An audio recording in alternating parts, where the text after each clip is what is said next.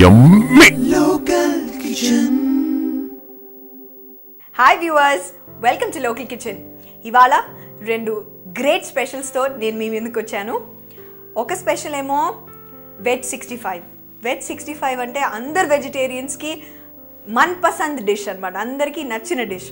So veg 65 అనేది చాలామంది vegetarians avoid చేస్తారండి, దానిలో ఎగ్ ఉంటుంది కాబట్టి. సో ఇవాళ ఒక డిఫరెంట్ టైప్ ఆఫ్ వెజ్ 65 చేయబోతున్నాను. అదే వెజ్ 65 ఫ్లేవర్తో ఎగ్ వేయకుండా వెజ్ 65 తయారు చేస్తున్నాను అనమాట.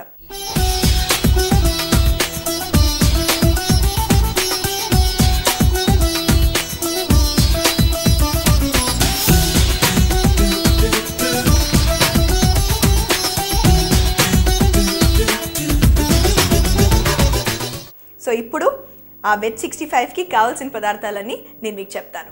రెడ్ చిల్లీ గార్లిక్ పేస్ట్, సన్నగా తరిగిన కొత్తిమీర, కరివేపాకు, సన్నగా తరిగిన వెల్లుల్లిపాయలు, జీలకర్ర, గార్నిషింగ్కి నిమ్మకాయలు, రైస్ పేస్ట్, సన్నగా తరిగిన పచ్చిమిరపకాయలు, ఉడకపెట్టిన బంగాళదుంప, కాలీఫ్లవర్, జీలకర్ర పొడి, ధనియాల పొడి, సన్నగా తరిగిన అల్లం, సన్నగా తరిగిన ఉల్లిపాయలు, కార్న్ ఫ్లవర్, మైదా, సోయా సాస్, ఎర్ర రంగు. సో ఇప్పుడు ఎలా తయారు చేసుకుందామో ముందుగా చెప్తాను నేను మీకు. ఆలూని ఇంకా మనకు కావాల్సిన వెజిటబుల్స్ అన్నింటినీ పార్బాయిల్ చేసుకోవాలి, అంటే ఓన్లీ హాఫ్ బాయిల్ చేసుకోవాలన్నమాట. వాటిని పూర్తిగా కచ్చాపక్కగా ఉండకుండా కానీ పూర్తిగా ఉడికిపోకుండా ఉండాలి ఆ వెజిటబుల్, ఇలా ఉండాలన్నమాట. సో ఇలాంటి ఆలూల్ని ఇంకా మనకు కావాల్సిన వెజిటబుల్స్ని తీసి పెట్టుకొని ముందుగా బ్యాటర్ తయారు చేసుకోవాలి మనం వీటికి. ఈ బ్యాటర్ అనేది నేను చెప్పాను కదా ఇందాక మీకు, యూజువల్లీ ఎగ్ వాడతాం బ్యాటర్లో. ఈ ఎగ్ మనకి జిగురు ఇస్తుంది అనమాట. ఆ జిగురులో దాన్ని ఫ్రై చేస్తారు ఈ వెజిటబుల్స్ అన్నిటిని. ఆ జిగురు మనం ఇంకేదో పదార్థంతో యూజ్ చేస్తాం అనమాట. సో ఆ పదార్థం ఏంటి అంటే రైస్, మనం వండిన రైస్ ఉంటుంది కదా, ఆ వండిన రైస్ని కొద్దిగా వాటర్ వేసి మిక్సీలో శుభ్రంగా బ్లెండ్ చేసేసుకుంటే మెత్తగా ఒక పేస్ట్లా అయిపోతుంది, ఇలా ఒక పేస్ట్లా అయిపోతుంది అనమాట. ఈ పేస్ట్ని తీసుకుని మైదా ఇంకా కార్న్ఫ్లవర్ కలిపి కాస్త నీళ్లు కలిపి ఒక బజ్జీకి కావాల్సిన పిండి కన్సిస్టెన్సీలో తీసుకుని దానిలో ఇవి బజ్జీలు వేస్తాం అనమాట. ఓకే, ముందుగా నేను ఈ రైస్ పేస్ట్ని 2 హోల్ టేబుల్ స్పూన్స్ తీసుకుంటున్నాను.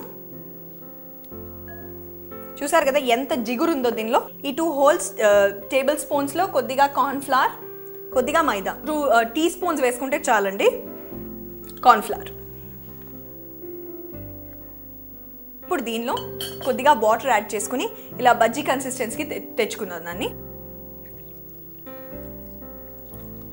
వాటర్ యాడ్ చేశాను. ఇది మిక్స్ అండ్ మ్యాచ్ అండి, బజ్జీ కన్సిస్టెన్సీ వచ్చే వరకు మనం వాటర్ యాడ్ చేస్తూ ఉండాలన్నమాట.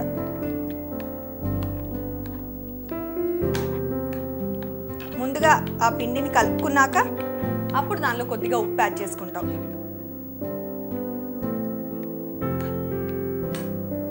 మామూలుగా ఎగ్ తినే వెజిటేరియన్స్ అయితే ఈ పేస్ట్ అంతా కాకుండా ఉత్త ఎగ్, మైదా ఇంకా కార్న్ఫ్లవర్ని కలిపేసి కొద్దిగా నీళ్ళు వేసేసి అది ఆ బ్యాటర్ తయారు చేసుకున్న వాళ్ళకి సరిపోతుందండి. ప్యూర్ వెజిటేరియన్స్ గురించి ఈ స్పెషల్. చూసారు కదా ఇలా బజ్జీ కన్సిస్టెన్సీలోకి వచ్చేసింది ఇది. సో ఇప్పుడు దీనిలో కొద్దిగా ఉప్పు వేస్తున్నాను.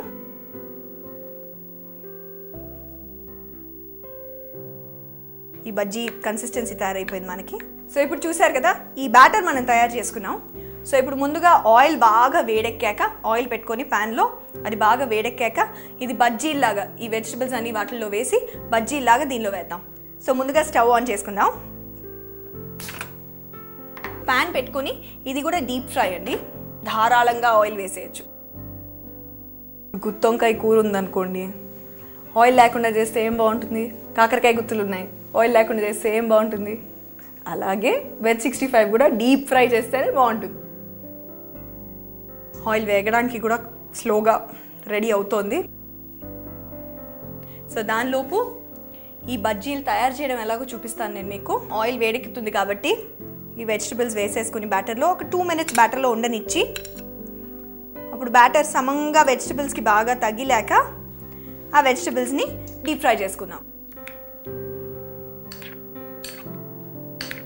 చికెన్ 65ని చాలామంది వెజిటేరియన్స్ నాన్ వెజిటేరియన్స్ని తింటూ చూసి అయ్యో ఎంత బాగుందో, ఎంత ఎర్రగా ఉందో, ఎంతో బాగుంటుంది కదా అని చెప్పి ఇలా అడాప్ట్ చేసుకుని వెజ్ 65గా తయారు చేసుకున్నారు అనమాట. అందుకే ఆ పేరు, ఆ 65 అనే పేరు ఉండిపోయింది. సో ఇప్పుడు బాగా వేడెక్కిందండి ఆయిల్. సో ఇలాగా ఒక్కొక్క వెజిటబుల్ వేరేగా వచ్చేటట్టు ఇలా ఫ్రై చేసుకుందాం.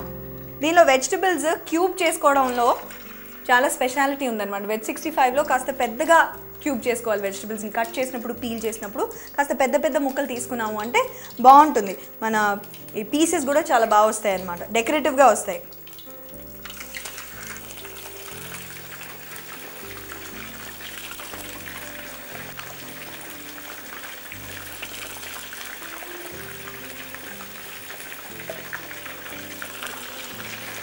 చూసారు కదా ఎంతో కుతకుతలాడుతున్న నూనెలో ఈ వెజిటబుల్స్ రెడీ అవుతున్నాయి. కాస్త గోల్డెన్ బ్రౌన్ అయ్యే వరకు మనం వెయిట్ చేయాలి. సో ఈ గోల్డెన్ బ్రౌన్ అయ్యే లోపు మనం ఒక చిన్న బ్రేక్ తీసుకుందాం. Take break.